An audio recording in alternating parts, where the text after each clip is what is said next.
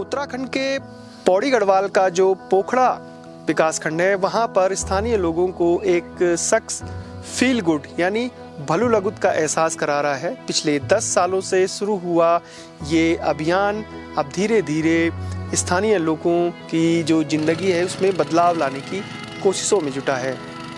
ये शख्स पहले दिल्ली में एक जो मीडिया हाउस है उसमें जॉब करते थे, लेकिन वो जो मीडिया की चकाचौंध है वो निराश नहीं आई और 2014 में उन्होंने दिल्ली को हमेशा के लिए अलविदा कह दिया और उसके बाद अपने जो पैतृक गांव है वहां पहुंच गए।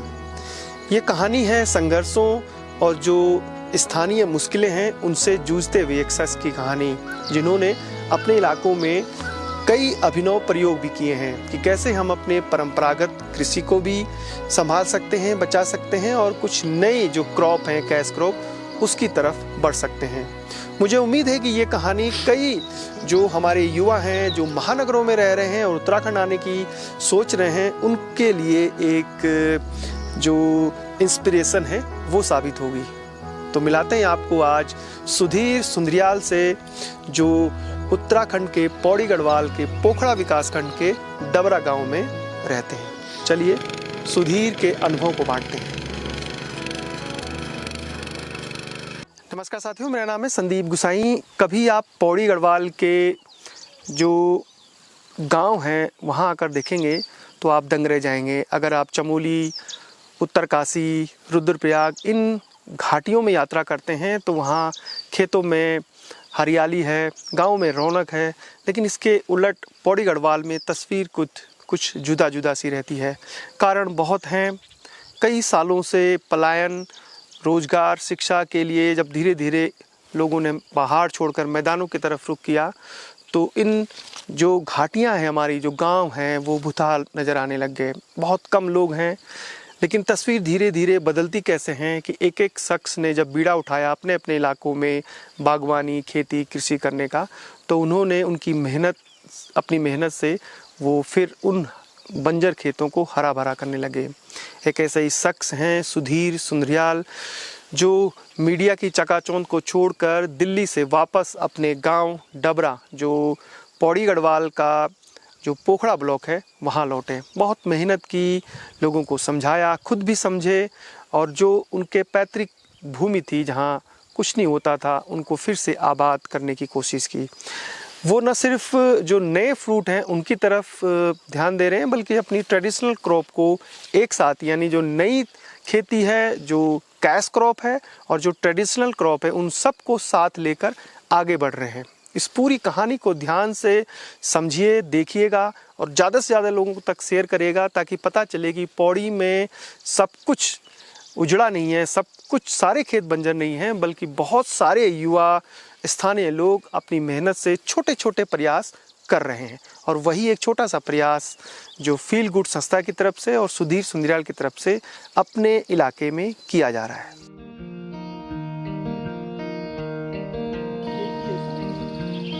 पता नहीं, वो नीचे खा के आराम से खा रहा था ये।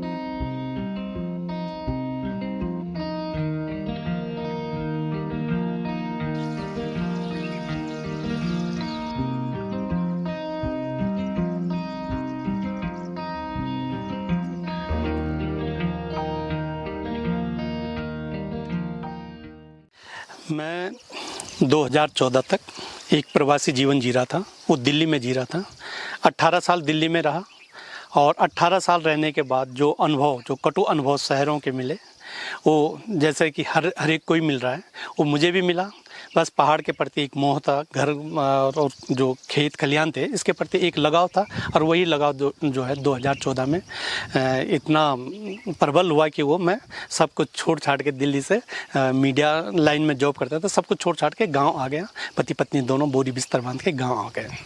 फिर क्या हुआ? फिर तो जीरो से आपने शुरुआत की होगी, कई मुश्किलें आई होंगी, लोगों ने कहा होगा ये पागल है, इतनी अच्छी नौकरी छोड़ के गांव में यहाँ पहुँचाई। ये भी तो बातें गांव में होती हैं, हमने बहुत सारी देखी हैं। जी जी जी संदीप जी, आप बिल्कुल कह रहे हैं।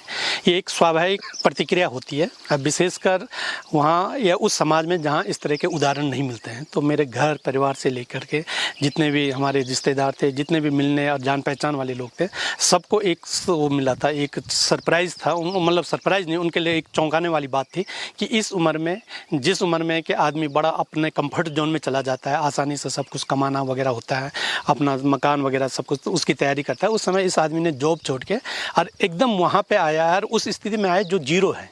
लेकिन एक विश्वास था, ये विश्वास था कि उत्तराखंड में कोई आदमी भूख से नहीं मरा है।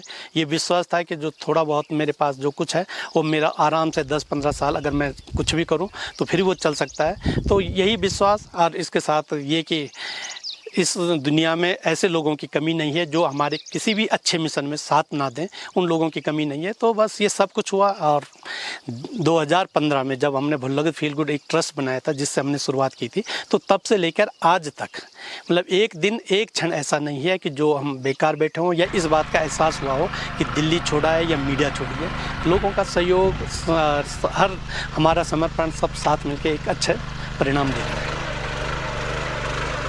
तो ये डबरा गांव से करीब हम 2 किलोमीटर दूर आए हैं जहां पर इनकी खेती है। तो ये आपको बेर की झाड़ियां दिख रही होंगी। दरअसल ये बेर जंगली बेर नहीं है, बल्कि ये एप्पल बेर है और इसकी बहुत सारे इन्होंने यहाँ पे प्लांट लगाए हैं। ये एप्पल की तरह बड़ा होता है, काफ़ी कॉस्टली भी बिकता है। और यही नहीं, इन्होंने जो सिट्रस फ्रूट्स होते हैं, जैसे आपका मौसमी है, माल्टा है, नींबू है, गलगल है, इसके प्लांट लगाए हुए हैं मेड़ की तरफ। और कीवी लगाई हुई है। उसके अलावा जो अंगूर है उसका प्लांटेशन किया हुआ है। दालें जितनी होती हैं पहाड़ों में, क्योंकि ये जो बेल्ट है ये भी दलहन बेल्ट है, तो सारी दालें लगाई हुई हैं। उसके अलावा जो नई खेती आ रहे हैं, जो भी उनकी समझ में आ रहा है कि कोई नई, इस बेल्ट में लगभग ये 1200 मीटर समुद्र तल से है, नीचे एक नदी बह रही है, तो पानी की दिक्कत नहीं है। तो कोशिशें पूरी हैं इस जगह पे। और केवल यही नहीं, अपने घर के आसपास भी, अभी हम आपको उनके घर ले चलेंगे तो दिखाएंगे कि जहाँ भी जगह थोड़ी सी बची, उन्होंने वहाँ आम भी लगा दिया, सेब भी लगा दिया। एक ही जगह आम भी है, सेब भी है, अंगूर भी है, कीवी, माल्टा, जितने प्रयोग वो कर सकते थे पिछले 8-10 सालों में वो उन्होंने किया। अब आप सोचिए, जो पहाड़ों में लोग रह रहे हैं वो ये सोच के कि जंगली जानवर नुकसान कर रहे हैं या फिर इन फसलों को लगा के कोई फ़ायदा नहीं है, जब नुकसान ही होना है तो क्या फ़ायदा इन फसलों को लगा के, उनके सामने भी एक अच्छा उदाहरण है कि किस तरीके से। और अब सुधीर जो हैं, सुधीर सुंदरियाल जी, वो जो स्टोन फ्रूट हैं यहाँ पे उन्होंने करीब 70-80 पेड़ आड़ू, पुलम, खुमानी इनके भी लगा दिए हैं, क्योंकि इनका बाज़ार भी अब धीरे धीरे बढ़ता जा रहा है। ये अंगूर की कटिंग डाली थी हमने, जो घर में अंगूर था हमारा, उसे कट करके ये डाला था।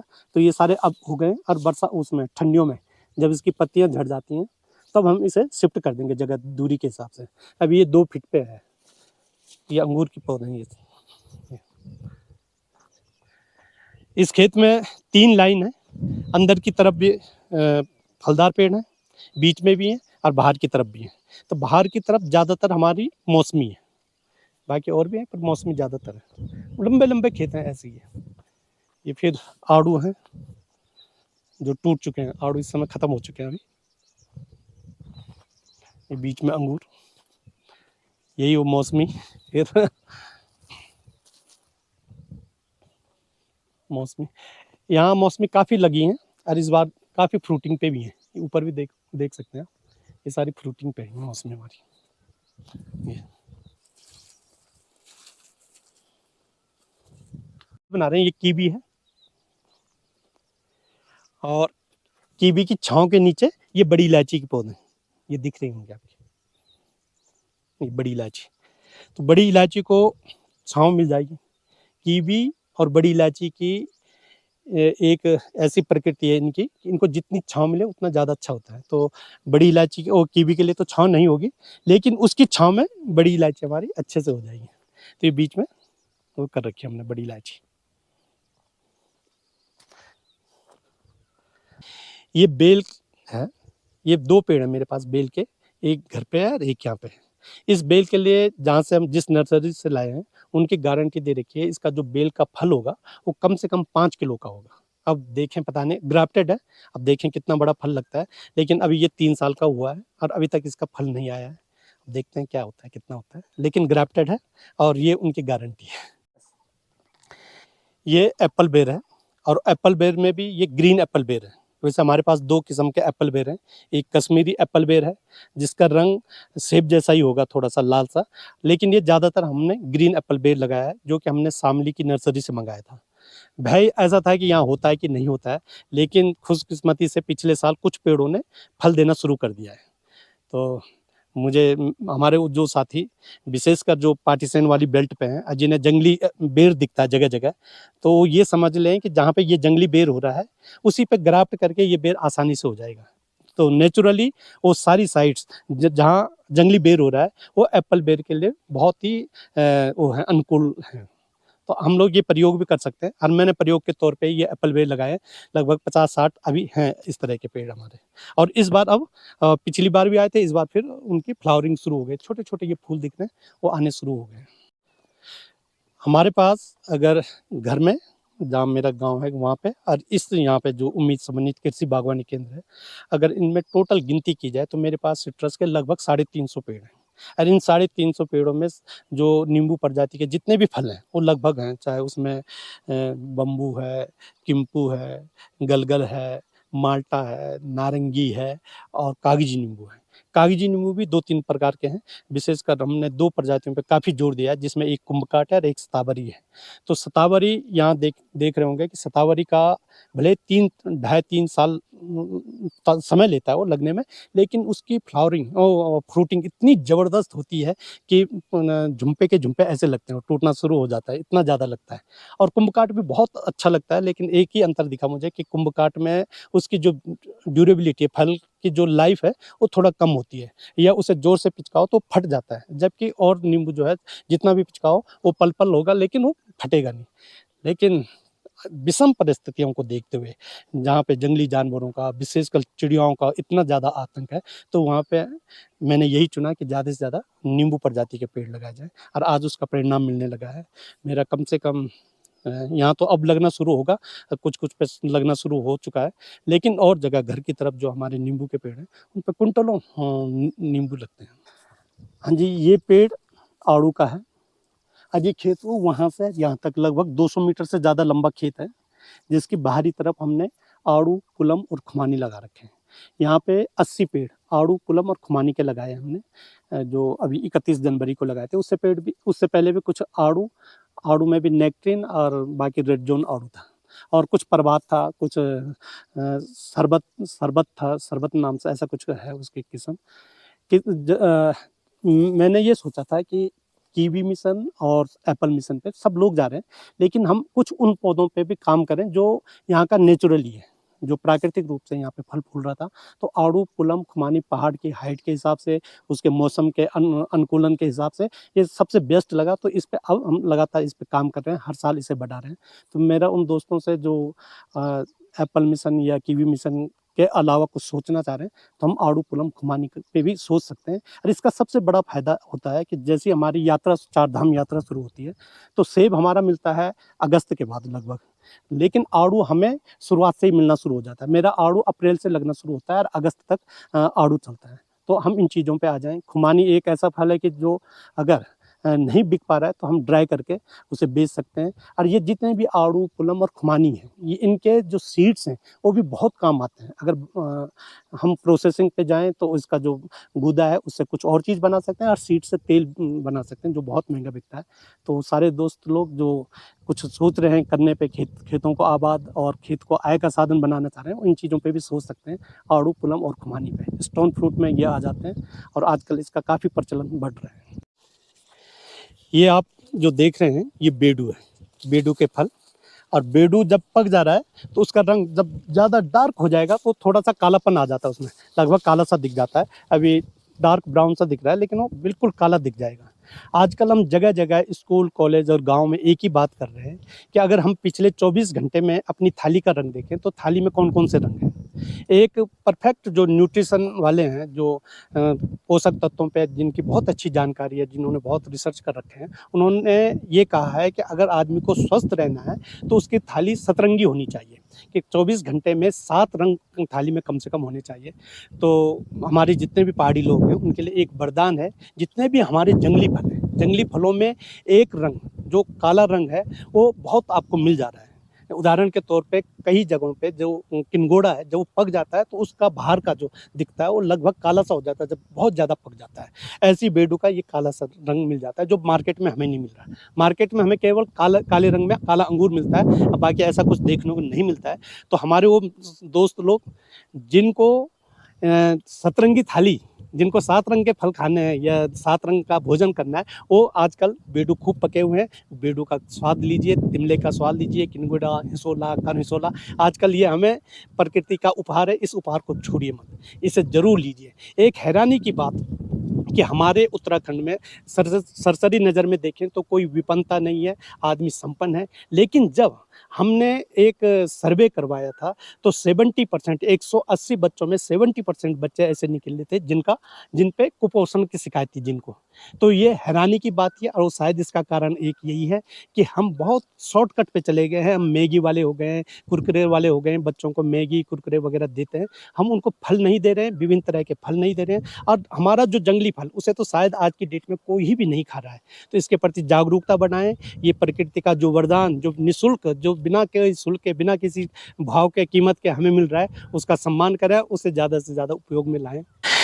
ये जिस जगह पे हम खड़े हैं इसका नामकरण हमने उम्मीद समन्वित कृषि बागवानी केंद्र के रूप में किया है। ये मेरे गांव से लगभग 2 किलोमीटर की दूरी पे है। यहाँ पे केवल मेरे ही खेत नहीं है, यहाँ पे कुछ ग्राम सभाएं हैं, उनके खेत हैं। कई गांव हैं, गवानी है, किमगिडी है, डबरा है, चमनाव है, सोंडल है, इन सब लोगों के खेत हैं यहाँ पे। और उन सब लोगों के खेतों पर एक घेर बाड़ है जहाँ पर पानी की व्यवस्था है, घेर बाड़ की व्यवस्था है, सारी व्यवस्था कर रखी है। तो ये जो मॉडल बनाया ये भी हमने इस वजह से बनाया और इतनी दूर इस वजह से बनाया कि ताकि यहाँ से इसके मैसेज जाएं कि बंजर खेत आय का साधन है, एक लोगों को उम्मीद की किरण ये मॉडल हमारा बन सके। यहाँ पे हमने समन्वित नाम रखा है, समन्वित कृषि बागवानी केंद्र। इसमें हम दलहन पे भी काम कर रहे हैं, साग सब्जी पे भी काम कर रहे हैं और फलों पे भी काम कर रहे हैं। तो यहाँ आपको लगभग तरह तरह के फल मिल जाएंगे। हम फलों पे जो काम कर रहे हैं तो हमारा मिशन कीवी मिशन नहीं है या एप्पल मिशन नहीं है या किसी एक फल को लेकर के मिशन नहीं है। एक छोटी सी प्रयोगशाला समझिए कि क्योंकि अभी तक हम 13,000 से ज़्यादा फलदार पेड़ बांट चुके हैं, 15,000 से ज़्यादा बड़ी इलायची की पौध बांट चुके हैं। वो तभी बांट चुके हैं जब हम जगह जगह हर फल पे हम काम कर रहे हैं।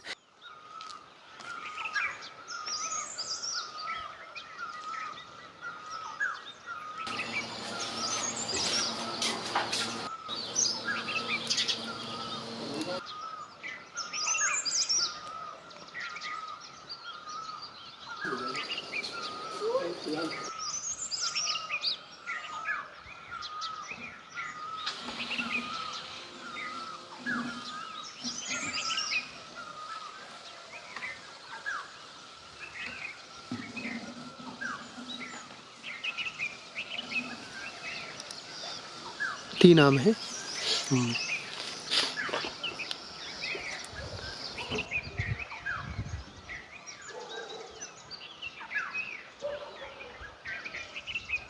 यहाँ जो हमारे गांव की हाइट है वो लगभग 1300 मीटर पे है और 1300 मीटर के हाइट पे मैंने कई प्रयोग किए हैं और वो प्रयोग लगभग सारे के सारे सफल हुए हैं। आपको एक ही खेत में यहाँ पे आम भी दिख जाएगा और आम के साथ सेब भी दिख जाएगा।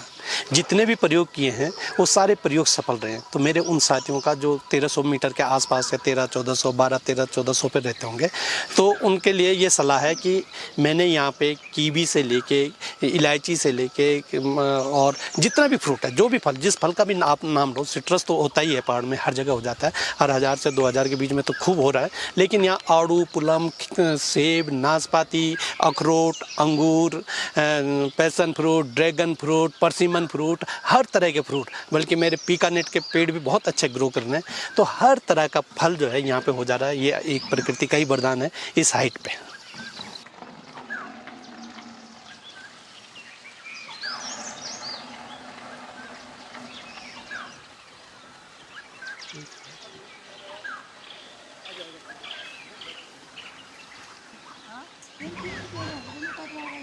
उधर गए नहीं, खेत की तरफ उधर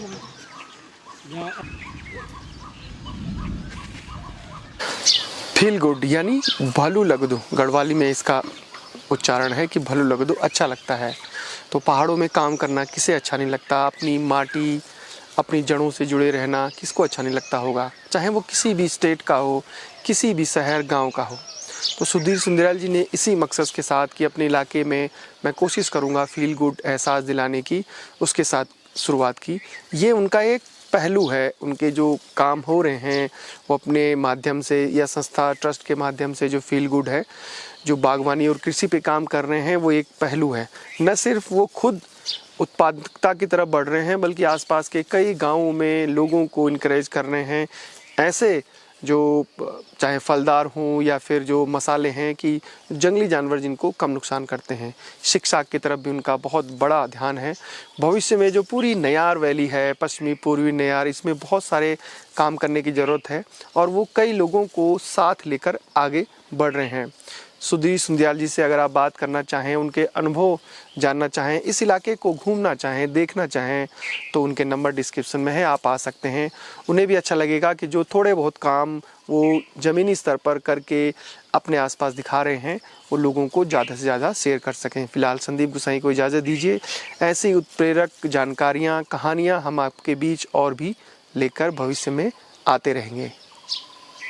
फ़िलहाल संदीप गुसाई को इजाज़त दीजिए। जय नंदा, जय हिमाल।